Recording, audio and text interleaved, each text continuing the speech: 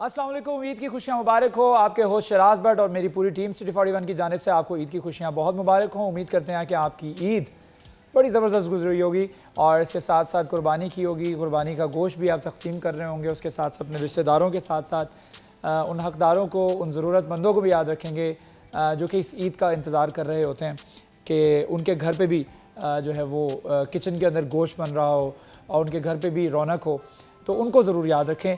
और ऐसे लोग यकीन कीजिए आपके रिश्तेदारों में भी होंगे, कंफर्म बात है, और कोई दूर के रिश्तेदार होंगे लेकिन आपकी नज़र में ज़रूर होंगे, तो उनको ज़रूर याद रखिए, उनको अपनी खुशियों का हिस्सा बनाइए। अपनी खसूसी ट्रांसमिशन बड़ी ईद बड़ी खुशियाँ की शुरुआत करते हैं। मेरे साथ इस वक्त हमारी बड़ी मोअज़्ज़ज़ गेस्ट हमारे साथ तशरीफ़ रखती हैं फौजिया खालिद वड़ाइच हैं, जो कि साबिक चेयरपर्सन टोबे से ताल्लुक़ है आपका। Thank you so much ma'am for joining us. आपने हमें वक्त दिया है और फैसलाबाद आई हैं, आपने हमें बाकायदा ईद के दिन में वक्त दिया, तो ये आपके हमारे लिए एक बड़ी ऑनर की बात है। We are privilege to have you on our show. और इसके साथ साथ हमें ज्वाइन किया है हमारे बड़े अच्छे सिंगर, बड़ी अच्छी आवाज़ शुजा भाई ने, और फैसलाबाद का टैलेंट है, आगे आना चाहिए। सिटी 41 हमेशा ऐसे टैलेंट को मौका देता है। फैसलाबाद की आवाज़ हैं, अपने कई गाने भी रिलीज़ कर चुके हैं। इसके साथ साथ हमें ज्वाइन किया है गौतम कॉलेज से हमारे मास्टर शेफ़ जहांजेब ने। जहांजेब अस्सलाम वालेकुम। वालेकुम अस्सलाम। कैसे हैं? अल्हम्दुलिल्लाह। सर ठीक ठाक हैं? अल्हम्दुलिल्लाह। आपकी ईद तो हमेशा अच्छी गुजरती, क्योंकि आप हमसे हमारे साथ जो ईद गुजार रहे हैं जी अल्हम्दुलिल्लाह। और एक तो हमारे साथ गुजार रहे हैं, दूसरा किचन में गुजार रहे हैं। जी बिल्कुल। शेफ़ हमेशा चाहेगा कि उसकी जो ईद है वो किचन में ही गुजरे, वो मुख्तलिफ पकवान जो है वो तैयार करे। तो आज की बाकायदा ट्रांसमिशन का आगाज़ करते हैं। फौजिया खालिद वड़ाइच हमारे साथ तशरीफ़ रखती हैं। मैम आपको सबसे पहले तो ईद की खुशियाँ बहुत बहुत मुबारक। थैंक यू जी, बहुत शुक्रिया। कैसी हैं? ठीक ठाक हैं? हाँ जी, अल्लाह का शुक्र। अच्छा, ईद कैसी गुजरती है? मतलब मसरूफ़ होती हैं क्योंकि पॉलिटिकल मसरूफियत भी होती है। आपके हस्बैंड जो कि गोजरा में MNA भी हैं, खालिद वड़ाइच साहब, और अभी उनकी भी मसरूफियत, आपकी भी मसरूफियत, तो ईद पर जो फैमिली को वक्त देने का टाइम आती है, जब उसकी बात होती है, तो क्या वक्त निकलता है? बिस्मिल्लाहिर्रहमानिर्रहीम। और बहुत शुक्रिया सिटी 41 का। मैं हमेशा से ही मशकूर रही हूँ कि उन्होंने है हमें हम दोनों मियाँ बीवी को बहुत ज़्यादा अपॉर्चुनिटीज़ दी, और चाहे वो सियासी हैं या अपनी एक्टिविटीज़ हैं उसमें हमें अपने साथ शामिल रखा है। तो सिटी 41 मेरे लिए एक फैमिली की तरह है। Thank you so much, thank you so much. तो बाकी जो ईद का दिन है उसमें भी अगेन यही है कि जो हमारे हल्का के लोग हैं वो सारे ईद पर मिलने के लिए आती हैं, तो वो भी जस्ट लाइक हमारी फैमिली है। तो वो जब तक नहीं आती हैं तो ईद नहीं लगती है। तो इस वजह से मैं भी क्योंकि सियासत में हूँ, इवन कि मेरे बच्चे जो हैं वो भी लोगों से मिलना मिलाना बड़ा पसंद करते हैं, सोशल हैं बहुत ज़्यादा। तो उन्होंने अपने चाचे मामे बनाए हुए हैं कि वो उनके मुंतज़िर होते हैं कि वो फ़लाने चाचा जो है वो नहीं आए, ये वो, तो इसलिए वो बड़ा एक गहमी का और बड़ा माशाल्लाह से बड़ा रौनक वाला ईद का दिन होता है हमारी। तो ईद यानी कि मसरूफ गुजरती है बहुत। हाँ, बिजी, बहुत बिजी। तो ऐसे कुछ आपने मुख्तस किया हुआ कि पहला दिन जो है वो फैमिली के लिए, सेकंड दिन जो है वो सियासी लोगों के लिए, फैमिली टाइम मेरे ख्याल में अमूमन रात को जब बैठती हैं सारे तो उस वक्त वो होता है। वैसे अदरवाइज वैसे कोई फैमिली टाइम नहीं निकलता। यानी तो फैमिली के लिए ये नहीं होता कि पूरा एक दिन जो है फैमिली के लिए नहीं, ऐसा नहीं होता। नहीं, ईद पर नहीं होता, वैसे तो ज़ाहिर होती है, लेकिन ईद हमारी बिजी गुजरती है। ईद बिजी गुजरती है। तो कोई अपनी लाइफ के अंदर कोई ऐसी ईद याद हो जो कि आपके हाफजे का, आपकी मेमोरी का हिस्सा बन गई कि ये ईद जो है ये मेरी बचपन की है, जो कभी भी मैं भूल नहीं सकती, या अभी रिसेंट कोई ईद हो? अभी एक तो बचपन की, ऑफ कोर्स जो बचपन की ईद थी, मैं समझती हूँ ईद ही वो होती थी कि उस वक्त सारी रात जो है नींद नहीं आया करती थी कि ये हमने कपड़े सुबह पहनने हैं और हमने ये कुछ जो है वो करना है, और ये ऑटोमेटिकली होता था। तो हाँ, और ये होता सुबह भी था जल्दी जाग जी, और सुबह आँख भी बड़ी जल्दी खुलती थी और खुशी के मारे नींद नहीं आती थी और उठ के देखते रहते थे अपनी चीज़ों को जो हमने सुबह जो है लेनी होती थी, पहननी होती थी। तो एक तो वो नहीं भूलती है। उसके बाद ईद जो है वो अब ऐसी एक त्यौहार के तौर पर तो यकीनन है, लेकिन वो एक एक्साइटमेंट नहीं है। तो लेकिन ये जो ईद है ये मेरे ख्याल में ये कोरोना ने क्योंकि लोगों को बड़ा परेशान किया, और मेरे ख्याल में ये शायद ईद ऐसी है कि जो लोगों के लिए, अक्सर लोगों के लिए बड़ी तकलीफ है। आप तो बिलाशुबा आप सियासत में हैं, पॉलिटिकल एक्टिविटीज़ भी आप बहुत ज़्यादा अटेंड करती हैं, उस सरगर्मियों में मसरूफ़ रहती हैं और पॉलिटिक्स को, हमारी मुल्क की पॉलिटिक्स को बड़े करीब से देख रही हैं। तो मैं इस पर आपकी राय जानना चाहूँगा कि हमारे यहाँ अब ईद उस तरीके से सेलिब्रेट नहीं की जाती। हम बहुत ज़्यादा सोशल हो गए हैं। अब हमारे पास वक्त बड़ा कलील है उन चीज़ों के लिए कि हम फैमिलीज़ को भी टाइम दे सकें। तो कैसे देखती हैं अब हम ईद जो है, ईद को छोड़ें आप बाकी अयाम में भी देखें तो हमारी मसरूफियत इतनी ज़्यादा हो गई कि हम फैमिली के लिए वक्त नहीं निकाल सकते हैं। तो इसमें कैसे आपके मैनेज करती हैं कि लाइक अपनी फैमिली को भी साथ लेकर के चलना है, बच्चों को भी देखभाल करनी है, हस्बैंड भी हैं और उसके साथ साथ फिर पॉलिटिकल एक्टिविटीज़ भी हैं। एक खातून के लिए बड़ा चैलेंजिंग नहीं होता? बस ये कि मेरे ख्याल में मैं हर जगह वैसे ये बात करती हूँ, जो मैंने ऑब्ज़र्व किया है, जो सियासत में अब आई हूँ, तो उससे मैंने अंदाज़ा लगाया कि अल्लाह ताला ने औरत में मर्द से ज़्यादा क्वालिटी रखी है बेशक मैनेज कर लेने की चीज़ों को। जो मर्द हैं, चाहे वो पॉलिटिशियन है, चाहे जस्ट बिजनेसमैन है, या जो भी हैं, तो वो एक उसी पोर्शन को जो है ना वो उसको देखते हैं कि मैं ये कर रहा हूँ, और वो समझते हैं कि इसी में मेरा फोकस बहुत ज़्यादा फोकस्ड होते हैं। हाँ, तो लेकिन ये है कि मैं जब पॉलिटिक्स में आई हूँ तो मैंने देखा कि अल्हम्दुलिल्लाह मैंने अपने बच्चों को भी देखा, मैंने अपने घर को भी देखा। आपको मेरा घर देख के ऐसा नहीं लगेगा कि किसी फौड़ बीवी का है, या जो ऐसी है कि जो शायद अपने घर को देखभाल नहीं कर पाती, या जिसका अपने मुलाजमों पर कोई चेक नहीं है, वो भी किया। और मैंने अल्हम्दुलिल्लाह दूसरा जो अपना पार्ट सियासत का था उसको भी इतनी कामयाबी से किया कि हमारा लोकल काउंसिल एसोसिएशन है, पहले पाकिस्तान की सतह पर ADLG, और उसके बाद फिर हर सूबे की सतह पर है। जो सिंध में लोकल काउंसिल एसोसिएशन के जो प्रेसिडेंट बने वो नासुर हुसैन शाह साहब, ये जो मिनिस्टर हैं उनके बेटे बने, यानी इस लेवल के लोग जो इलेक्शन में जाते हैं। तो मैंने पंजाब में फिर लोकल काउंसिल एसोसिएशन का वो इलेक्शन लड़ा और उसमें मैं जीती। तो इसलिए मैंने समझती हूँ कि जिधर जिधर अल्लाह ने मुझे लगाया तो वो मैंने पूरी तंदही से उस चीज़ को किया। ये एक बहुत बड़ी मोटिवेशन है उन खवातीन के लिए जो पॉलिटिक्स में आना चाहती हैं, जो फील्ड में आना चाहती हैं, जो वर्किंग वुमेन बनना चाहती हैं, लेकिन उनको लगता है कि वो टाइम मैनेज नहीं कर पाएंगी। ये उनके लिए बहुत बड़ी एक मोटिवेशन है कि वो उन्होंने अपने बच्चे भी देखे, उन्होंने अपना घर भी देखा, उन्होंने अपने हस्बैंड को भी देखा, उसके साथ साथ अपने घर के मामलात भी देखे, नौकर चाकर भी देखे, और उसके साथ साथ सियासत भी की, और बहुत अच्छी सियासत की, बहुत अच्छी बेहतरीन तरीके से। ऐसा नहीं कि उसको भी टाइम नहीं दे पाई, ऐसा नहीं, पॉलिटिकल एक्टिविटीज़ को भी भरपूर वक्त दिया है, अपने घर पर भरपूर वक्त दिया है।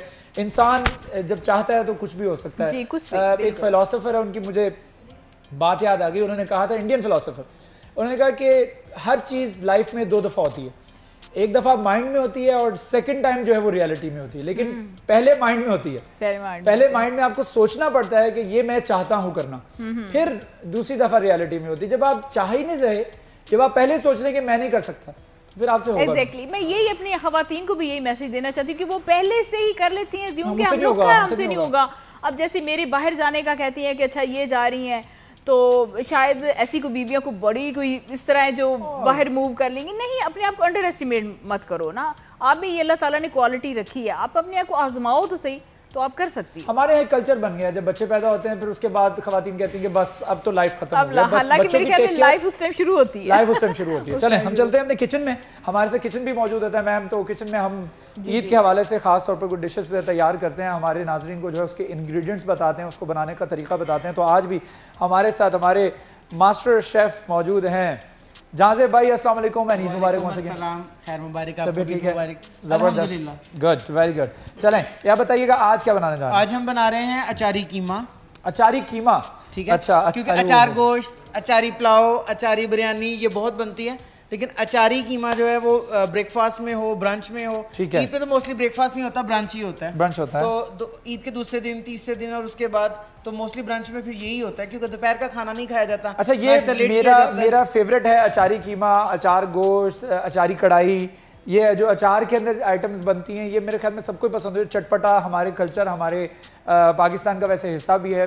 अब्रॉड में इस चीज़ को ज़्यादा पसंद नहीं किया जाता, स्पाइसी फूड नहीं पसंद किया जाता, लेकिन जब हम बनाते हैं, ख़ास तौर पर जब पंजाबी बनाते हैं, तो फिर वो मसाला तेज़ रख के बनाते हैं। और अचारी कीमा कैसे बनाया जाता है, इसके कौन कौन से इंग्रेडिएंट्स हैं वो बता दीजिए। ठीक है, बिस्मिल्लाहिर्रहमानिर्रहीम के साथ शुरू करते हैं। सबसे पहले ये आपको कैमरा दिखा सकता है, ये अचारी मसाला है जिसमें 1 चाय का चम्मच सौंफ है, 1 चाय का चम्मच मेथड़े, 1 चाय का चम्मच कलवंजी, 1 चाय का चम्मच ज़ीरा और 8 हरी गोल वाली मिर्चें हैं लाल, और आधा चाय का चम्मच इसमें अजवाइन है। ठीक है, ये सब मिला के जो अचारी मसाला बन गया है। अब मैंने आधा कप कुकिंग ऑयल गरम किया। अब सबसे पहले मैं इसमें ये मसाला डालूंगा और इसको थोड़ा सा फ्राई करूंगा ताकि ये थोड़ा सिजल करे। ये फ्राई करते हुए जरा चीजें दोबारा बता दें, इसके अंदर कौन कौन सी चीज़ अचारी मसाले में? अचारी मसाले के अंदर 1 चाय का चम्मच सौंफ है, 1 चाय का चम्मच मेथड़े, 1 चाय का चम्मच कलवंजी है, आधा चाय का चम्मच इसमें है अजवाइन, और 8 हरी गोल वाली जो है ये लाल मिर्च, ठीक है, और 1 चाय का चम्मच जीरा भी है। ठीक है, ये देखिए कैमरा आपको दिखा सकता है, ये थोड़ा सा कड़कड़ाने लग पड़ा है। जैसे ये कड़कड़ाना शुरू होगा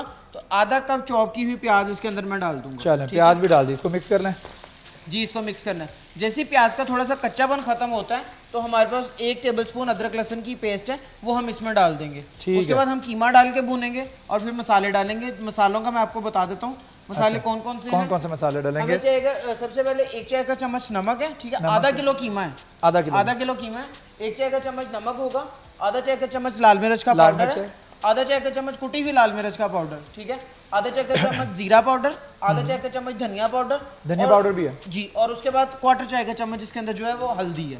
हल्दी भी, ठीक है जी, ठीक है। ये सब चीजें आइटम्स ऐड होंगी बाद में जी। ये कीमा ऐड होने के बाद ऐड होगी? कीमा ऐड होने से पहले, ऐड होने से पहले ऐड ये देखिए प्याज देख सकते हैं कि थोड़ा सा मतलब कच्चापन उसका खत्म हो रहा है, तो ये हम मिक्स इसके हो गए अंदर अदरक और लहसुन की पेस्ट जो है वो डाल रहा हूँ, ठीक है। ठीक है। अच्छा, इसमें जिंजर गार्लिक जो पेस्ट है वो ऐड हो चुका है।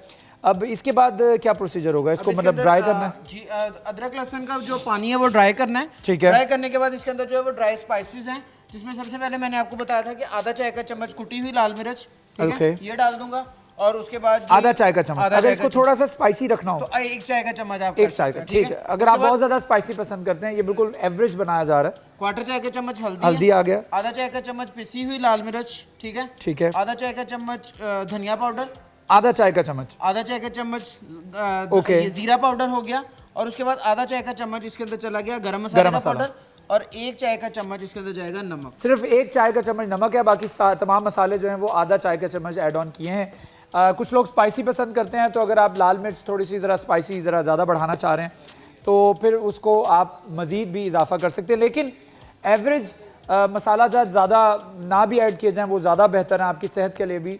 तो टेस्ट तो वही है जो आपने खाना है, लेकिन कई लोग स्पाइसी ज़्यादा पसंद करते हैं। बहरहाल मसाला, एक बात बता दूं, बेसिकली हम बना रहे हैं अचारी कीमा, तो इट शुड बी अचारी और कीमा, इट्स नॉट अचारी स्पाइसी कीमा। हाँ। हमें मसाले नहीं डालने, हमें सिर्फ अचार और कीमे का फ्लेवर चाहिए, ठीक है, ज्यादा स्पाइसी नहीं हम इसको अब ये अचार का जो बाकायदा तौर पर मसाला है जी, जिसने उसको अचारी टेस्ट देना है वो बन चुका है, बन चुका हुआ है। ये जरा दिखा दीजिएगा मुजाहिद, ये अचार का जो बाकायदा तौर पर जिसे हम अचार गोश्त कहते हैं उसका जो मसाला है वो बाकायदा तौर पर तैयार हो गया है, और इसकी खुशबू से पता लग रहा है कि जो अचार की वो जो टेस्ट आ रहा है। अच्छा, ये आपने टमाटर डाले, 2 टमाटर थे ब्लेंड किए हुए, आधा कप टमाटर की प्यूरी है, ठीक है, और उसके साथ 1.5 कप इसके अंदर दही है, 1.5 कप, ठीक है, 1.5 कप दही और आधा कप टमाटरों की प्यूरी। अब इसको मैं थोड़ा सा कुक करूंगा, इतनी देर कुक करूंगा कि जो मसाला है वो तेल छोड़ दे, मतलब साइडों पे तेल अलग हो जाएगा।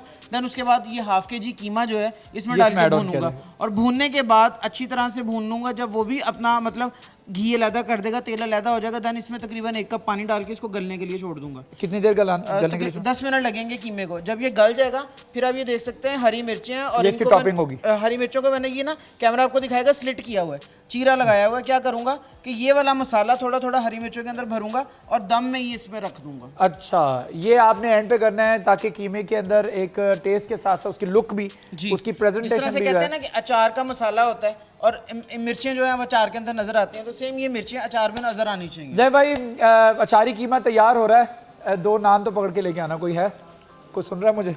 जरा 2 नान लेके आ जाओ, मैं तो तैयार हो चुका और मेरे से खुशबू बर्दाश्त नहीं हो रही, तो मैं चलता हूँ वापस अपने गेस्ट के पास। मैम फौजिया हमारे साथ तशरीफ़ रखती हैं। पॉलिटिकल सरगर्मियों के बावजूद क्या उनको कुकिंग आती है, इस हवाले से क्वेश्चन पूछते हैं। You're smiling, इसका मतलब आती है? हाँ, कुकिंग आती है? जी जी, मुझे कुकिंग आती है और मैं पराठे बड़े मज़े के बनाती हूँ। अच्छा। और ये अचार गोश्त वगैरह वगैरह सब कुछ संभाल लेती है। किचन खुद संभालती हैं या शेफ को दिया होता है अपने घर में? नहीं, करते तो शेफ है, पता इतनी मसरूफियत, अब ये नहीं मैं झूठ बोल सकती कि मैं करती हूँ, तो ये कि बावर्ची में रखने पड़ते हैं। आपकी होती हैं क्या पकना है, कैसे मतलब कभी मूड होता है, जब होते है तो वैसे खुद भी बनाती हूँ। जैसे कभी इस्लामाबाद जाते हैं, हालिद साहब का इजलास चल रहा होता है, तो उस वक्त अगर हम लोग फ्री हैं तो उधर जाके कई दफ़ा साथ में कुकिंग वगैरह कुछ इस तरह का कर करा लेती हूँ। इवन दो हालिद साहब भी चाय बनाकर हमें कई दफ़ा दे देते हैं वहाँ पर। अच्छा, तो खालिद साहब की तरफ से कभी कोई फरमाइशी डिश बोली जाती है ये आपने बनाना है? ये बावर्ची से वो अक्सर ये मूलियों का पराठा। अच्छा, वो आपने बनाने होता है, ठीक है। चलें, ये भी अच्छी एक जिस तरह से मोटिवेशन, ये बाकी ख़वातीन के लिए मोटिवेशनल बातें कर रही हैं। ऐसी ख़वातीन को बुलाना, हमारे शो का हिस्सा बनाना, ये इसलिए भी ज़रूरी होता है कि आपकी मोटिवेशन की जाए। आप हमें प्रोग्राम में देख रही हैं, आपका भी दिल करता है कि आप बिजनेस वुमेन बने, वर्किंग वुमेन बने, आप पॉलिटिक्स में जाएं, लेकिन अपनी मसरूफियत को मद्देनज़र रखते हुए, या फिर आप ऑलरेडी असम्पशन अपने माइंड में बना लेती हैं कि अगर मैं पॉलिटिकल साइड पर चली गई तो फिर मैं ये मामला नहीं देख पाऊंगी।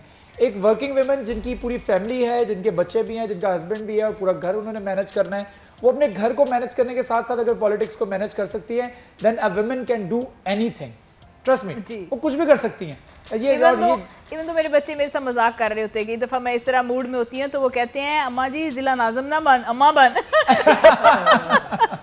ये this is a part of life. तो ये चीज़ें साथ साथ पैरेलल चलती रहती हैं, साइड बाय साइड चलती रहती हैं। तो इसमें आपने मोटिवेट होना है, लोगों ने मोटिवेट होना है। मैं तो ये कहता हूँ कि आपके जैसी एग्जाम्पल्स जो हैं वो हमें सेट करने चाहिए, ताकि हम जब मैं ख़ास तौर पे कहूँगा जब ख़वातीन इस फील्ड में आती हैं, जब बाइक्स चला रही होती हैं, गाड़ी ड्राइव कर रही होती हैं, तो मुझे I literally feel proud from inside, क्योंकि मेरे भी आगे फैमिली है, मेरी बेटियां, मुझे पता है कि उनको मैंने I am going to broad them in the society, कि जहां पर उन्होंने बाहर निकलना है और लोगों से इंटरेक्शन करना है।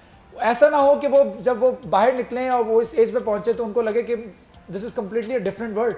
घर के अंदर चार दीवारी में बैठ के मैंने ये दुनिया नहीं देखी जो मैं बाहर देखूंगा। ऑब्वियसली उन्होंने एंड ऑफ द डे पढ़ना है, यूनिवर्सिटी जाना है, स्कूल जाना है, तो ये सारी चीज़ें मामला जो है देखते हैं। और इवन दो कि आपको बाहर इतनी ज़्यादा जो है ना अप्रिशिएट किया जाता है, जैसा कि पाकिस्तान के बारे में एक अजीब सा कॉन्सेप्ट है कि जो ख़वातीन को शायद घरों में ही रख देते हैं, वो बाहर नहीं आ सकती हैं, उनकी कोई सोशल लाइफ नहीं है, या जो शायद जो बाहर आती हैं वो कोई बुरी औरतें होती हैं, जो असल हैं वो घर में ही होती हैं। ये किस तरह का सा एक बना दिया गया है, जी किया गया है। तो मैं बाहर अब कॉन्फ्रेंस वगैरह में जाती हूँ तो वहाँ पर लोग इतने हैरान होते हैं कि अच्छा पाकिस्तान में आप जो है वो सोशल भी हो, आपने कैसे मेयर का वहाँ पर, क्योंकि ये हमारी तो ये टर्मिनोलॉजी है, पहले ज़िला नाज़म था, फिर ये डिस्ट्रिक्ट चेयरमैन का जो है वो जो लोकल गवर्नमेंट सिस्टम में नाम दिया गया, वहाँ पर मेयर होते हैं।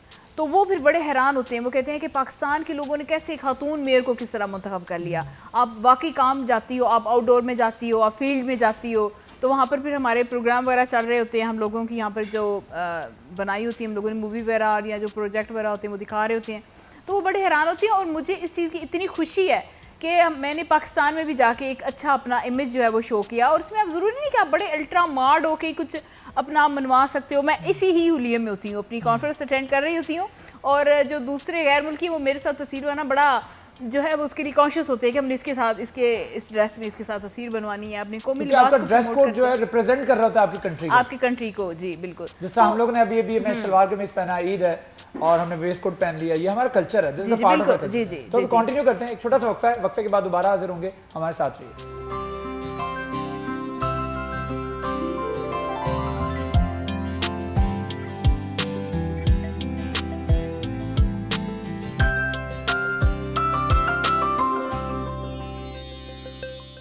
ख़ास तौर पे जब बात की जाती है जॉनर की और गाने के तरीक़े की, जो वोकल स्टाइल की, और जब वो ट्रैक के ऊपर डिपेंड करता है। कई सिंगर्स होते हैं वो चाहे वो रोमांटिक सॉन्ग गा रहे हों, चाहे वो भंगड़ा सॉन्ग गा रहे हों, चाहे वो रॉक हो, चाहे वो पॉप हो, चाहे वो जैज़ म्यूज़िक हो, उनकी आवाज़ की टोन और वोकल चेंज नहीं होता। लेकिन आपने मैंने देखा कि आपने कुछ फास्ट ट्रैक भी किए हैं और उसके साथ साथ ये रोमांटिक ट्रैक भी किया, तो बिल्कुल ऐसा लग रहा है कि आवाज़ आपकी बेसिकली शराज भाई मेरा स्टाइल थोड़ा रोमांटिक है, सॉफ्ट सा स्टाइल है, मगर जब मैंने देखा कि मुझे पैसे कमाने हैं, मुझे कमर्शियल सिंगर बनना है, मुझे इसी में से अपना रिस्क कमाना है, तो फिर मैंने देखा कि ट्रेंडिंग क्या है, लोग क्या चाहते हैं, स्टेज पे कॉन्सर्ट्स पे हमसे क्या चाहते हैं, तो वो फिर मैंने फास्ट ट्रैक्स कुछ किए। यानी आपकी जो पसंद है वो रोमांटिक सॉन्ग और मेरा स्टाइल भी ये है, मगर मुझे मजबूरन अपना रिस्क चलाने के लिए वो काम करना पड़ा जो लोग मुझसे चाह रहे हैं। ये मैंने अपने मज़े के लिए किए हैं, ये भी अल्हम्दुलिल्लाह इससे मुझे बड़ा अच्छा रिस्पांस मिल रहा है। इवन अभी मैं एक ARY के ड्रामा की OST गा रहा हूँ, इसी स्टाइल की है वो भी। अच्छा, कहा जाता है वैसे कि पॉलिटिक्स और जो म्यूज़िक और एंटरटेनमेंट जो है वो बिल्कुल दो सेपरेट चीज़ें, ये कभी भी साथ नहीं चल सकती, ऐसा है? नहीं, मेरे ख्याल में जो पॉलिटिशियन है अब उनको क्यों खुद से अलहदा करते हैं, वो भी तो सोसाइटी का हिस्सा है। हम लोगों को भी कहा जाता है पॉलिटिक्स और सियासत बड़ी खुश्क होती है, और नहीं ऐसा नहीं होता है, ये भी हम में से है। नहीं, हमारी साल की आधी से ज़्यादा कमाई इनसे आती है। ये अपने फार्म हाउस पे हमें बुला के हमारे बैंड के साथ हमें सुनते हैं, अपने अब जिस तरह ईद के हैं, ईद पे अपने दोस्तों को बुलाते हैं, वहाँ पे हम कभी ऐसा हुआ है मैम फौजिया कि कभी म्यूज़िक सुनने का शौक़ रहा हो या है, और म्यूज़िक सुनने से कभी कभी टेंशन्स भी रिलीज़ हो जाती हैं, और मेरे साथ ऐसा होता है। हाँ, कभी मतलब टेंशन हो जाती है सुनने से, आप डिपेंड करते हैं कि आपकी कंडीशन क्या है। कभी टेंशन हो जाती है और कभी आप रिलीज करने के लिए सुनते हो कि भाई ये डिपेंड करता है आप म्यूजिक कौन सा सुन रहे हो, और शोर शराबा सुन रहे हो तो टेंशन नहीं होती है। मेरे में डिपेंड करता है कि आपका मूड उस वक्त कैसा जा रहा है। अगर आप बहुत सैड मूड में हो तो यकीनन आप सैड ही सुनना चाहोगे, तो उससे मेरे ख्याल में आप ज़्यादा डिप्रेशन में शायद चले जाते हो, उसकी वजह से उसकी फीलिंग में आप चले जाते हो ना, तो इसलिए डिपेंड करता है कि फीलिंग कैसी आपकी चाह रही है। अगर आप खुश हो तो फिर आप कुछ खुश ही सुनना चाहोगे। अब ऐसा तो नहीं होता कि आप बड़े डिप्रेस और खुशी का सुनोगे तो ऐसा सा हो जाए, ऐसा मेरे ख्याल में से मेरे मूड स्विंग्स जो है ना डिपेंड करते हैं, इससे हो रहा है। ठीक है। अच्छा, ये भी बताइएगा कि कोविड पे हमने देखा कि पिछले 2 से 3 महीने के अंदर हमने बहुत सारे पॉलिटिशियंस ऐसे देखे हैं जो कि मेन लाइन पर आए हैं और आकर के उन्होंने सर्व किया है। बाकायदा तौर पर उन्होंने लोगों के घरों पर राशन पहुँचाए हैं और इस पेंडेमिक में, इस कोविड में उन्होंने बढ़ चढ़ कर हिस्सा लेते हुए सोसाइटी में अपना किरदार अदा किया है। तो इस पर मैं वाकई में सोसाइटी के उन लोगों को जो पॉलिटिकल लीडर्स हैं, जो कि कोई रुतबा रखते हैं और वो केपेबल भी हैं और वो लोगों की मदद भी कर रहे हैं, तो ये एक अपने आप में काबिल सताइश और लायक तहसीन बात है। तो इस पर मैं चाहूँगा कि आप भी कमेंट कीजिएगा कि हम इस ईद को किस तरह से गुजारना है। हम जो ईद गुजार रहे हैं, लोगों ने, पूरी दुनिया ने अपने इकनॉमिक्स जो टर्म्स हैं उनको तब्दील किया, पूरी दुनिया ने अपना लिविंग स्टाइल तब्दील किया, चेंज किया और उन्होंने इस पेंडेमिक को अपनी लाइफ का हिस्सा बनाते हुए अपनी खुशियों को भी लिमिटाइज कर लिया, महदूद कर लिया, अपने त्यौहारों को भी महदूद कर लिया।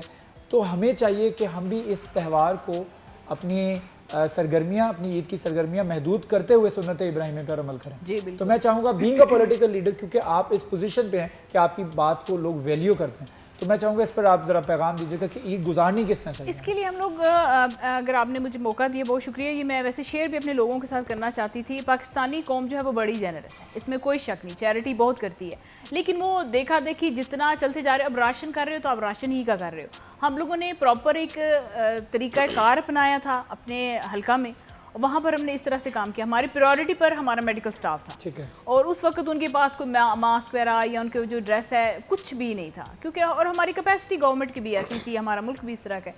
तो उसमें हम लोगों ने फर्स्ट ऑफ ऑल हमने उनके लिए सबसे पहले सामान खरीदा था, जो हम लोगों ने, जो जितने भी हमारे लोगों की कंट्रीब्यूशन वगैरह थी उसमें हम लोगों ने अपने सहाफ़ी भाइयों को और मेडिकल स्टाफ जो है उनको जो है ये सर्जिकल जो था सामान वो पहुँचाया। दूसरे नंबर पर जो लोगों का ये एक रूटीन थी कि सब दूसरों को राशन दे रहे थे।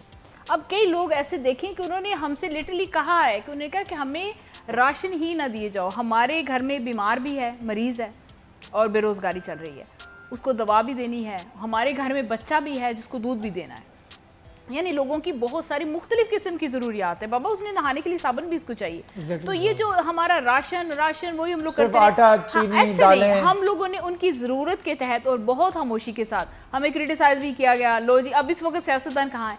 तो मुझे नफरत है ये चीज़ों से कि एक गरीब की आप ईगो को हर्ट करते हुए 10 कैमरे वाले खड़े हैं और आप उनको उसको चेक पेश कर रहे हो, इसको पैसे पकड़ा रहे हो। देखिए, हमारा मकसद ये होता है, मैं बीइंग अ जर्नलिस्ट बात करता हूँ ना आपको, हमारा मकसद ये होता है दिखाने का कि लोग मोटिवेट हों, और हमारी वजह से लोग मोटिवेट होते हैं। जिसके जहन में आइडिया नहीं भी होता राशन तकसीम करने का, उसके जहन में भी आइडिया आ जाता है जब हम खबर चलाते हैं कि फलां तंजीम की जानिब से राशन तकसीम की। लेकिन वो बात को कई दफ़ा वो इतनी ज़्यादा, जिस तरह आपने बताया कि राशन तकसीम हो रहा था, फिर देखा देखी हर शख्स राशन तकसीम कर रहा था। लोगों की दीगर ज़रूरियात भी हैं, किसी ने तालीमी ज़रूरियात को पूरा करना है, जिसने कि मेडिकल नीड्स को पूरा करना है, तो उन तमाम चीज़ों को भी मद्देनजर रखना चाहिए। तो एक छोटा सा वक्फा लेते हैं, वक्फे के बाद दोबारा हाजिर होंगे, डिस्कशन को जारी रखेंगे। मैम फौजिया हमारे साथ तशरीफ रखती हैं। एक छोटा सा ब्रेक के बाद दोबारा हाजिर होंगे, हमारे साथ रहिए।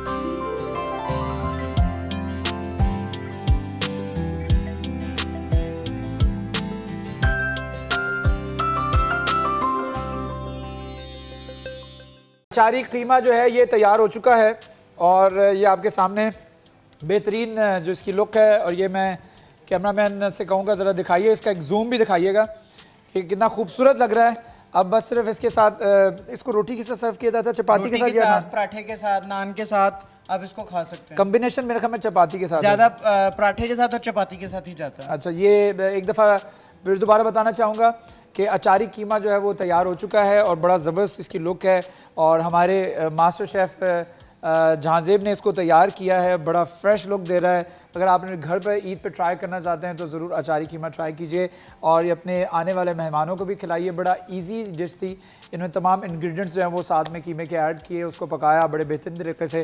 Thank you so much Jahanzeb भाई फॉर कुकिंग दिस। मैं बहुत जल्द अपनी प्रोडक्शन टीम से कहूँगा कि ज़रा रोटियाँ मंगवा दें मेरे लिए गरम गरम, ताकि मैं यहीं पर इस कीमे को एंजॉय कर लूँ। तो वापस चलते हैं, हमारे गेस्ट हमारे साथ मौजूद हैं। मैम फौजिया से बात हो रही थी कोविड की वजह से। अच्छा, कोविड की वजह से हमने देखा मैम के बहुत सारे जो मुतासरीन हैं, और बहुत ज़्यादा लोग मुतासर हुए, लोगों के कारोबार डिस्टर्ब हुए, लोगों की नौकरियां चली गई, और हमारे पॉलिटिशियंस ने, हमारे ताजे बरादरी ने, हमारे इंडस्ट्रियलिस्ट ने, हमारे कारोबारी हजरात ने बहुत ज़्यादा इसमें अपना किरदार अदा करते हुए उनकी मदद की है। और इसमें आप समझते हैं कि कोविड के इस दौर में लोकल गवर्नमेंट जो है उसका क्या किरदार है, उसका होना, उसकी एग्जिस्टेंस जो है वो कितनी ज़रूरी है? ये जो करंट सिचुएशन थी इसमें जैसे कि गवर्नमेंट ने अनाउंस किया कि टाइगर फोर्स वगैरह बनवानी चाहिए या ये होना चाहिए, तो ये टाइगर फोर्स अगर यही लोकल गवर्नमेंट जिसको 1.5 साल बाद ही घरों में भिजवा दिया गया था, तो ये गवर्नमेंट ने बड़ी ज्यादती की।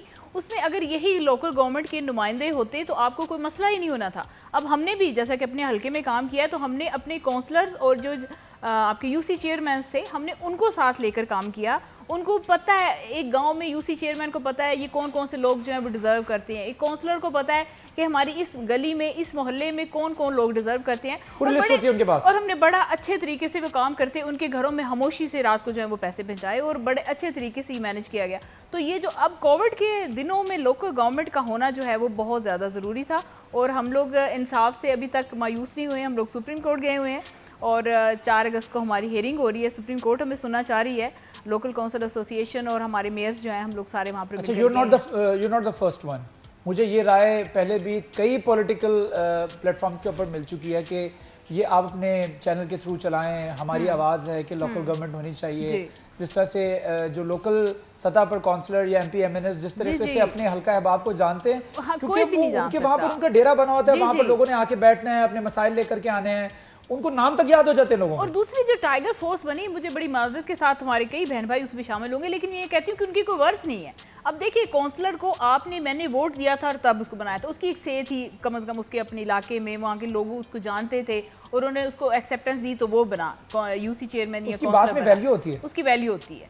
और दूसरा वो आपके साथ कुछ ऐसा वैसा एक नौजवान जो है वो जाकर के जब दुकान पे कहेगा दुकान बंद कर दो, हाँ, ऐसे कैसे होएगा? आगे फिर झड़प ही होगी। फिर हमें सुनने को मिली है कि झड़प हुई, टाइगर फोर्स वाले आगे दुकानें बंद करवा रहे हैं। किस कैपेसिटी में ऐसा कह रहे हो? किस कैपेसिटी में? आपको किसने अलाउ किया? जी जी। तो ये this should not be happen. एक थ्रू प्रॉपर चैनल जो है वो तरीकाकार से चलना चाहिए था। बहरहाल ये मेरी भी यही राय थी, लोकल गवर्नमेंट जो है वो होनी चाहिए, और साथ ही ताकि एमपी एमएनएस जो है वो अपनी सतह के ऊपर जो है वो खामोशी से लोगों की हेल्प करें, बजाय इसके कि कोविड में लोगों को सोशल डिस्टेंसिंग करवानी है, हम सोशली लोगों को एक जगह पे इकट्ठा करके उनको राशन ये भी समझा सकते थे। लोकल गवर्नमेंट के नुमाइंदे ही आप में, यही उसके हल्के अहबाब है ना, तो वो उनको बता सकते थे कि भाई ये एसओपीज हैं, इनको फॉलो करना है और ये आपके लिए बेहतर है। वो कंपेन बड़ी अच्छी चला सकते थे हर गली में, इवन कि गाँव में, जहाँ पर लोगों को भी पता ही नहीं कोविड क्या है और क्यों हम डिस्टेंस करें, हम मास्क क्यों यूज़ करें।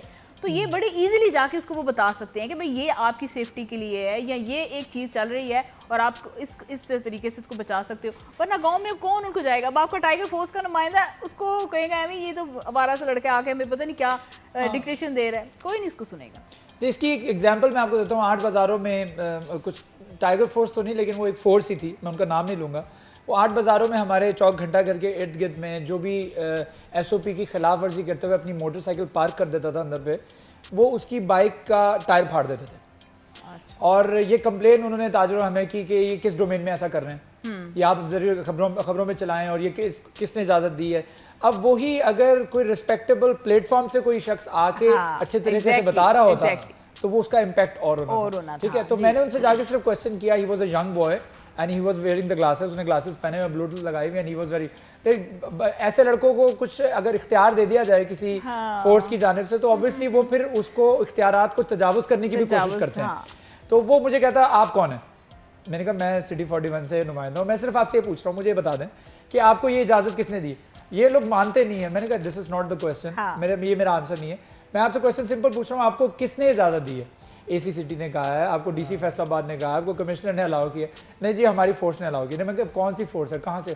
तो बात फिर वो किसी और तरफ चलेगी। बहरहाल मैं ये चाह रहा था कि लोगों को पता लगे कि ये जब थ्रू प्रॉपर चैनल चीज़ें होती हैं तो फिर चीज़ें सेटल होती हैं। लोगों को इस तरह से आप समझाने की कोशिश करेंगे, लोग बजाय समझने के बागी हो जाएंगे। ठीक है, और वो आप लोकल गवर्नमेंट के नुमाइंदे आपके उनमें से थे और उन्हीं के चूज किए हुए थे, इसलिए वो उनकी बात को सुनते भी थे और उसको अहमियत भी देते थे और रिस्पेक्ट भी देते थे। अच्छा, मैं चाहूँगा कि बकरा ईद के हवाले से भी आप लोगों तक एक पैगाम पहुँचाएं कि इस ईद पर हमें किस तरह से जो हकदार और जो हमारे, जो ज़ाहिर बात है हमारी फैक्ट्री में लेबर्स हैं, और उसके बाद हमारे हल्का अहबाब में कुछ ऐसे लोग हैं जो हमारे रिलेटिव में ख़ास तौर पर कई ऐसे लोग होते हैं जो कि नहीं ख़रीद सकते और उन्होंने कुर्बानी नहीं की, उनको साथ लेकर चलना है, बजाय इसके कि अपने पॉलिटिकल कनेक्शंस को मजबूत करने के लिए फ़लाँ जगह पर गोश्त भिजवाया जाए जहाँ पर ऑलरेडी उन्होंने कुर्बानी की है और उनको आपकी कुर्बानी की ज़रूरत भी नहीं, और आपका गोश्त जो है आता कहाँ पर और चला भी कहाँ जाता है पता भी नहीं लगता, सिर्फ ये पता होता है फ़लाँ बंदे ने गोश्त भेजा।